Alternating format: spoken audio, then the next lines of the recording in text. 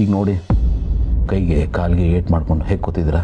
ರೇಗ್ಸಕ್ಕೆ ನಾನು ಓಡಾಡಬೇಕು ಅಂತೇನಿಲ್ಲ, ಮಾತಲ್ಲಿ ಈಗಲೂ ನಾನು ನಿಮ್ಮನ್ನು ರೇಗಿಸ್ಬೋದು.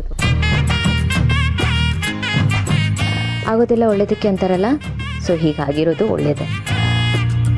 ಹಾಂ, ಈ ನೆಪದಲ್ಲಿ ನೀವು ಆಫೀಸಿಂದ ರಜಾ ತಗೋತೀರಾ, ನನ್ನ ಜೊತೆ ಕುತ್ಕೊಂಡು ಮಾತಾಡ್ತೀರಾ ಅಲ್ವಾ?